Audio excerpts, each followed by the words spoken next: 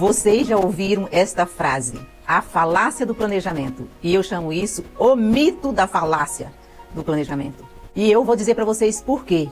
O mundo inteiro, as grandes empresas, aquelas que são bem-sucedidas, todas elas têm um planejamento. As pessoas bem-sucedidas nos seus negócios, de uma maneira geral, até na questão pessoal, elas fazem isso porque tem um plano, mesmo que, no caso das pessoas, mesmo que este plano não esteja escrito, mas elas têm um planejamento aqui, porque se não tiver, não chega em lugar nenhum. O planejamento estratégico, ele nada mais é do que, eu gosto de falar bem devagar, porque isso é muito importante. Ele é um conjunto sistemático de prioridades e decisões. E ele tem como intuito a previsão do tempo e também dos recursos. Fora isso, é impossível.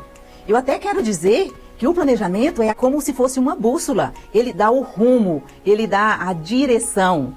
E que se nessa bússola faltar uma pecinha, ela não vai chegar na direção que está prevista. Portanto, o planejamento, ele tem que seguir uma metodologia com respeito de todos esses itens, o fazer de todos esses itens que eu acabei de dizer. E uma das coisas que eu quero dizer é que quando o planejamento é chamado de falácia, é porque ao planejar, não se considerou primeiro conhecer a si mesmo ou conhecer a própria casa, que eu estou falando, a empresa.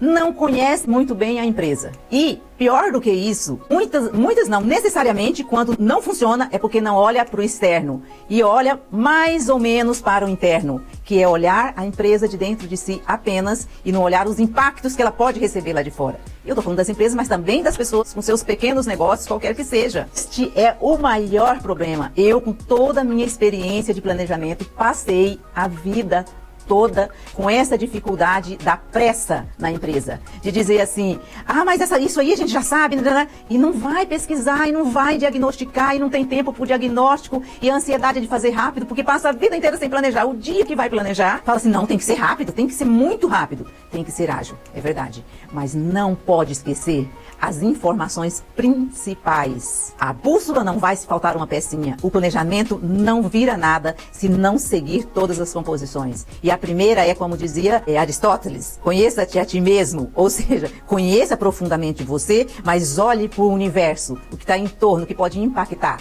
e impacta muito.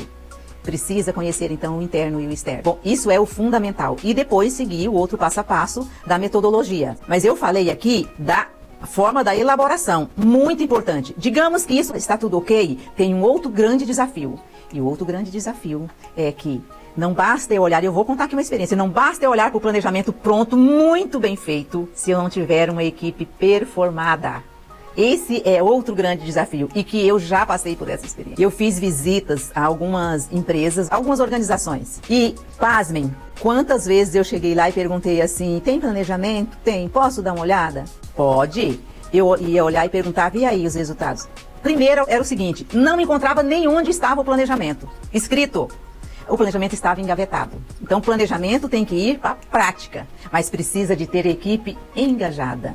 Precisa ter equipe performada. Então tem dois grandes desafios. É a qualidade na elaboração do planejamento e a equipe performada. Não tem como não ter sucesso. Não tem como não dar certo.